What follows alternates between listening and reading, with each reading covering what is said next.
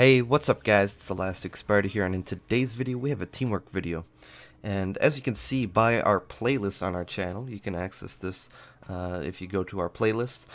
We haven't updated our teamwork video playlist, i.e. we haven't added a video since March 25th, 2018, and that's nearly 2.5 months ago, so I'm glad to finally put out another one for you guys, and I hope you do enjoy this. This was a pretty hard carry, especially at the end here. But I hope you guys enjoy the video. Let me know what you guys think about these teamwork videos. You guys seem to like them, but let me know down in the comments. Let's get into the gameplay. Alright, so let's go. So we're taking a look at Sneaky Snake's perspective here, and we will be for a little bit. Now, Sneaky Snake is in the Conqueror. I am playing in the Henri, or the HIV, and Puddin is in his German tier 10 destroyer, the Z-52. So, we ended up spawning at A, and, well, there's another division on our team that is, well, they're gonna spawn at A, and they're also gonna go to A. So this is gonna be quite of an interesting game. I'm sorry, they are going to A. We are going to do the BC, because BC on this mountain range is just, it's so much better, both from a strategical point of view, and also just, I guess, the gameplay that it offers is a little bit more dynamic rather than A. You've got a lot of these really small islands, and then of course the big curved middle islands in the middle of the map. Kind of it dampens the amount of cruiser gameplay, and I guess cruiser gameplay. I'm sorry, cruiser and battleship gameplay. You can't do a lot of maneuvering, and sometimes you do struggle to get these different firing angles because of these islands. Now, on the BC side of things, you have a much different story. You can, you can do a lot of open water kiting in the B side, and still be protected from A or even C. And then, of course, the C cap is kind of this cap that is a little bit more island heavy, but it does have some nice torpedo angles and some nice places for several different cruisers. Like Des Moines, for example, works really well in their Minotaur, and even we'll end up seeing the Henri. I don't know how effective it is, but we're gonna see that gameplay here in a little bit. So the first couple minutes are a bit slow, just because we have to maneuver, a good portion of our fleet from A to the BC side. And, obviously this does take some time, so while we're waiting, I'll kind of talk about what, well, some nice shots by Sneaky, of course, getting a fire at God knows how much range. It looks like 22 kilometers, which is just ridiculous, but so the Conqueror is one of those ships that is very controversial, and rightly so, and we'll kind of see by the end here why it is so controversial. However, we haven't displayed so much of its OP-ness yet, but I'm sure that'll come. So the Conqueror is just one of these popular ships that is very well versed in, HE and good fire chance and great armor, but also great survivability and staying in a fight for an extended period of time. It's one of those ships that is that it does excel at. But moving on to Puddin's perspective, actually here, the Z-52 is one of those ships that is also very powerful. It's got great cap contestability, and we'll kind of see a little bit of that here. Puddin is actually using RPF, which is actually a decent pick on the German destroyers. I probably wouldn't recommend it, and you guys kind of know my feelings on RPF, but that's completely up to you. We're gonna pop smoke here, we will pop smoke here, and then we're also popping our hydroacoustic. Small little things here, Puddin, I would just say, shoot a little bit more often. HE is always a good choice. Probably at the start of that engagement could have had AP loaded, but you know, it is what it is. Sometimes it happens. But some nice HE salvos go off. We get about almost 8k off that Shima, and we do make him kind of turn back a little bit. Now, since we do have Hydro, I'm not too worried about torpedoes. Obviously, if you didn't have Hydro, you would be wanting to do what Puddin is doing here. And even if you do have Hydro, it's still a good idea. The anticipated torpedoes that are coming, you know, obviously angling towards them would be the best idea possible. So that's what Puddin's going to do. Now, it's actually kind of interesting, but I don't know if Puddin doesn't have a high enough captain yet, or what. I didn't actually ask him, but he chooses not to choose superintendent, and I do think that is a bit of a mistake, because the German smokes, you know, you don't get a lot of them, and they're pretty short duration. And I do think that having that extra smoke and hydro and even speed boost, I'm sure you'll see it at the later part of this game, is actually quite critical.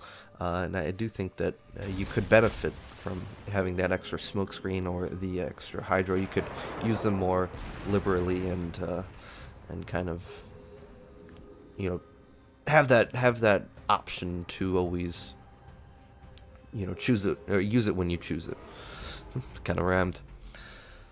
But we're going to move on to Sneaky Snake's perspective again.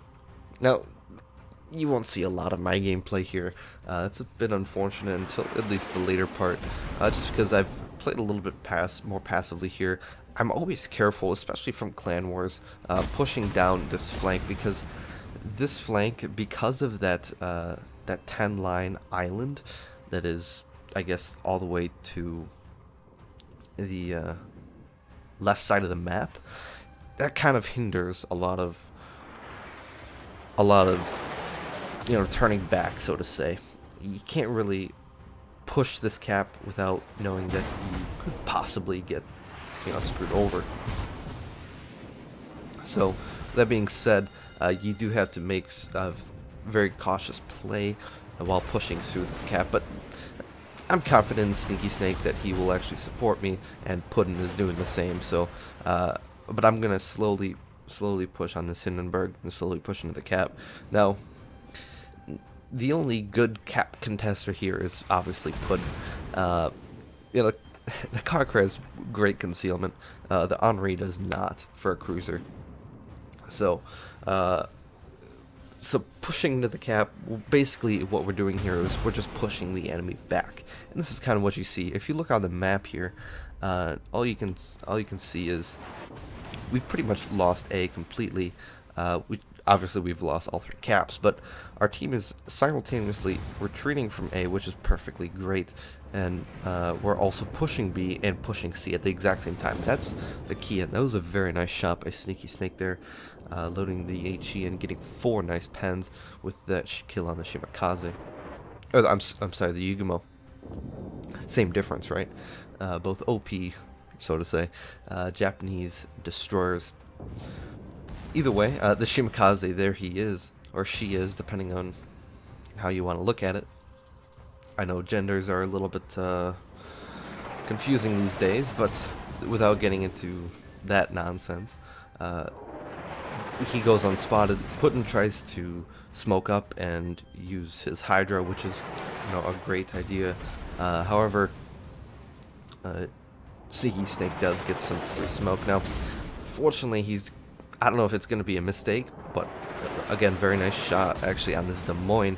Sneaky Snake is known for his great accuracy and very nice play overall, for being one of the best players on the server. But here,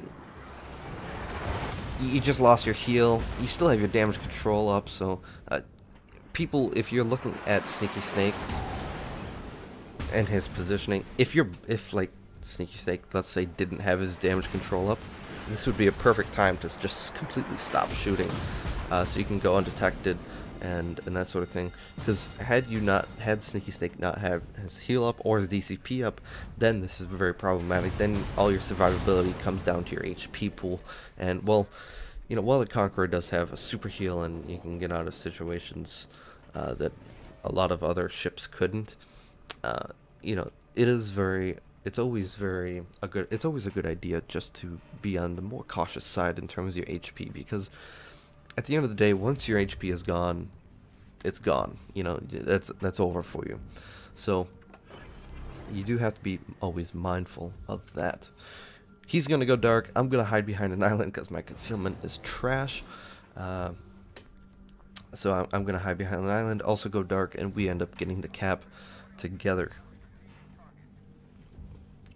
So here, a little bit of a lull in the gameplay, so I'm going to kind of talk a little bit more about our positioning now. So if looking on the map, you can see there's a Zhao and a Hindenburg basically on the HI line on the enemy team. Their whole team is pretty much at A, with Des Moines that's sneaky shooting at in a very good position. And then you can also see our DD, it looks like I want to say Yugumo. I can't quite read that, but it looks like the Yugumo is taking on, it looks like a Lo Yang, and at this point I think the Lo Yang will actually kill that Yugumo relatively soon, and then they will have very nice, about 230 degree coverage on our fleet, which of course whenever you get into situations like that, it does get very very dangerous. And to kind of break this, you have to go at one side, and right now killing 2 tier 10 cruisers is just not going to happen. So we're actually going to, and this is actually led by Puddin, he's going to go kill that Lo Yang, because he identified, well, we have B, there's no point in me staying here at B. I mean, I could use my smoke to maybe smoke up an ally or something, or kind of screen for torps, but killing this Lo Yang is way more beneficial to our team, and this is sometimes is a play that is extremely overlooked in either a lot of competitive teams or just overall gameplay. That was a nice shot by the Conqueror there, or Yamato, excuse me. But plays like this, where Puddin realizes that there's a DD on our flank, and this could potentially lead to something that is not very good. You can see Puddin realizes that in chat, and he's you know, telling our team just to kind of look this way, get ready for this Lo Yang, because you know, at any moment he could spot. So, very nice play by Puddin there, and it's a bit underlooked. Switching my first showing here, looking at me and Henri. Now, shooting Henri's AP at cruisers, especially Zhao, it's so hard hitting, and it's incredibly not underwhelming, but well, almost overwhelming there. Nice Citadel and 3 Elsa pens, but I feel it's underestimated. It's one of those ships that just like, okay, it's just cruiser AP, it's not too big of a deal, but then it hits you, and then it's like, wow, that felt like a battleship almost. And sometimes with these 240mm guns, that kind of has that effect of being this really hard hitting AP. And it's a lot of times surprising to many cruiser players and even battleship players, as we'll see here in a little bit. Z-Yamato's on too much health. Right now he's about to ram our Yamato, but it looks like I'm going to get the kill. Yes, I will, just in the nick of time, killing that Yamato, or Musashi rather. I apologize, I can't see these names too well. But in any case, I do kill that Musashi. And I am going to go on doing some work on this curve first. This shot here is a little bit behind, but again, talking more about the 240mm guns, you still get nice AP pens no matter what. Now, Puddin has made his way all the way to this flank, and he eventually spots this Lo Yang with his hydroacoustic, and well, he's just a Z-52 against a Lo Yang. It's just not even fair at this point. The Z-52 has better hydro, the Lo Yang is tier 8, I mean it has hydro, but it also just doesn't have the DPM and I guess versatility too that the Z-52 has in terms of its torpedoes and its guns and also just general use of its hydro. The one thing that the Lo Yang does have is very nice smoke, but other than that, the Z-52 is a clear winner, and we can see Puddin, you know, taking out that Lo Yang there. A very crucial, I think, honestly, the turning point of this battle. Right now, we're down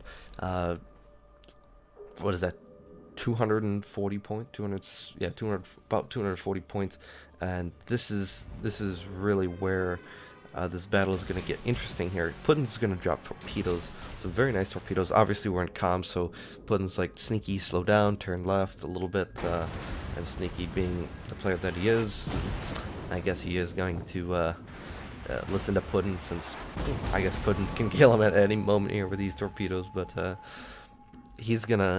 Puddin's gonna launch these torpedoes. They're looking pretty good, and we're gonna see if we can't get some nice kills here.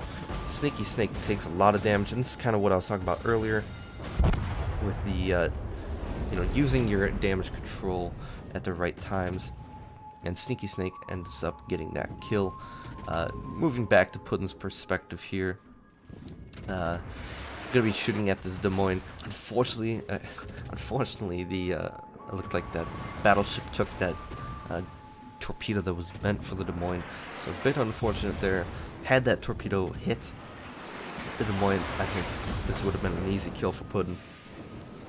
But of course, trying to kill a Des Moines at this range is a bit difficult. Now, a lot of people will say, well, why are you shooting at a Des Moines that's 7.5 kilometers? And I was thinking the same thing when I first watched this replay, but again, it's a Des Moines. You don't know if he's got radar, and even if he doesn't have radar, you're still going to be spotted for another 20 seconds. And well, when you're on 3,000 health, it's a bit of a difficult situation. Now, one thing I do want to point out here, this is a mistake by Puddin. So he's watching this Zao shoot, and he shouldn't have shot there, but he kept turning. Look, Puddin kept turning. What Puddin needed to do there was to slow down and actually turn to his right, and not keep turning to the left, because the Zao anticipated his turn to the left, and so that little play here and there is something that is very crucial in survivability of not only destroyers but cruisers also, because this gameplay also and that tactic, I guess, also works well with cruisers.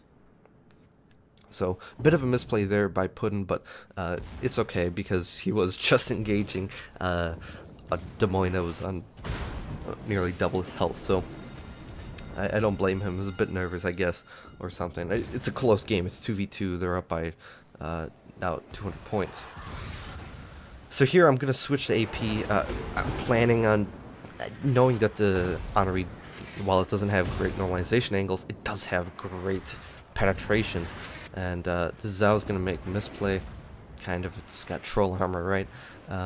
So it gets a bit lucky there. But I'm going to turn into these torpedoes, because I know that the Zao has horrible torpedo angles, and obviously that's his only option there, besides the ram, I guess. But knowing that the Zao has awful torpedo angles, I'm going to turn back into the right, so I know he can't get those torpedoes off. That leaves us in a 2v1 situation. Looking back in our Zao, he doesn't have a lot of HP, and versus a Hindenburg, I don't even know how he's gonna stay alive here. Now, I'm thinking that the Hindenburg's going to be turning more towards A. So my initial plan there was have the Zao stay on this side, and then I go out here so we get a better angle of fire. But it ended up not being the case. Again, trying to showcase some of the nice French AP at tier 10, some 3 pens for near 6.5k damage, but I'm gonna choose here, since there's only 50 seconds left. We're gonna basically HE spam this guy to death, and the Henri, of course, does have great HE, and well, it's a Zao, so of course he has great HE as well, and the Zao gets a pretty nice hit there on the Hindenburg, and I'm going to end up finishing this guy with some nice HE here at the end for the final kill of the game.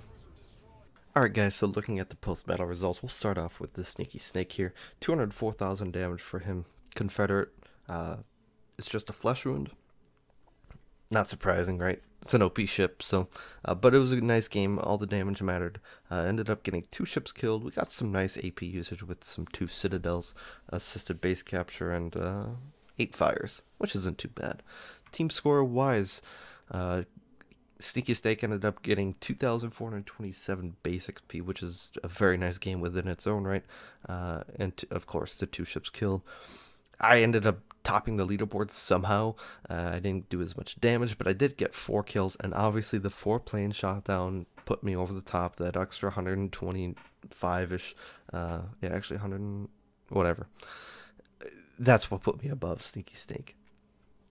So, and then Puddin ended up, again, not doing too bad for the damage that he did. He did a lot of dirty work that what kind of didn't go too noticed in terms of overall, like, you would actually have to look at it, and if you saw it at first glance, you wouldn't actually realize it. And also in the team score and base XP and credit earnings and that sort of thing. So, Puddin kind of plays this unsung role in this game. I kind of talked about that a little bit throughout this match, but it's still a very nice game.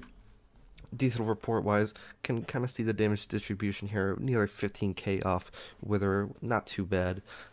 Good versatility in terms of the HE versus AP usage here. I know the Conqueror is kind of the ship that is, you know, it's very HE focused, it seems at times, but its AP is actually quite good when you come to think about it. It just adds a different aspect to it with that good HE. And I guess I should correct myself in saying OP, high explosive. But either way, potential damage wise, 2.5 million, not too bad. That's a very nice statistic to put up. And of course, this other one, damage received, that's quite asinine. 171,000 damage received. When you think about it, the Conqueror has what, like 60, 70k HP, something like that. And it's just so crazy to think about that a ship can do double, 2.5 times its HP and its normal HP, and still be able to be combat effective. And I think Sneaky ended up having 2 heals left there at the end, so a bit of an interesting ship to farm damage received, I guess. I don't know if that's a critical stat to look after, but if you want, there is that. And then credits, 171,000, not too bad for a tier 10 matchup. Puddin's post-battle results, again, kind of the unsung hero of this match here. Recognizing that Lo Yang could wreak extreme havoc on our team, Puddin went and dealt with that, and he also contested some of the caps and got a couple crucial kills there, with 2 kills at the end and 2 base defends as well, an assisted base capture. So we already looked at the team score. So, and then here is his damage distribution. We didn't really hit any torpedoes, which is a bit sad, because usually the Z-52 is one of those torpedo ships that is great, and it's fantastic at using its torpedoes to, kind of area denial and actually attack people too. But unfortunately, we didn't see any of that here. A lot more, I guess, gunplay, and which is interesting, because the Z-52 is a hybrid destroyer and it has great guns as well. So very nice game again. So on to mine. I ended up with 142,000 damage, 4 plane kills. 4 ships killed, 2 citadels. I think one was on the Zhao and the other was on, I forgot what the other one was on. Maybe Des Moines or something. 11 base defense is probably where I got most of my XP, and then obviously the assisted base capture was quite nice too. The team score we already looked at. Detailed report, not even close to Wither. I wasn't even worried about that. Potential damage wise, not too much. This ship is somewhat tanky because it does have good armor, but then again, you don't really want to be using your armor as much as a battleship would. In a cruiser, you want to use your armor when it's needed. You don't want to put yourself out there and tank for no reason. That's the job with battleships, because they do have that all-around good armor, whereas cruisers, they have armor in places that matter, I guess, the most. And we ended up with 76,000 AP and a lot less than HE, nearly half. So again, kind of focusing on more of the AP usage of these big 240mm guns. Again, potential damage wasn't too great, but damage received, again, also not too great. I didn't do as much tanking, and rightly so. Like I said, cruisers shouldn't be tanking unless it's actually really needed. But if otherwise, don't worry about it. Credits and XP wise, near 400k with a couple modifiers and some flags that helped reduce the cost a little bit. And we got some nice Commander XP and Captain XP. So I hope you guys enjoyed this video. If you did, please leave a like. These videos take a little bit, actually a lot more time to make. So I hope you do appreciate some of the more time and I guess love that goes into a video like this. And if you do appreciate it, leave a like, leave a comment, and share this video, I guess. And if you're not subscribed, go ahead and subscribe if you feel like this video earned it. Anyways, I hope you have a wonderful day, guys, and I'll see you guys later.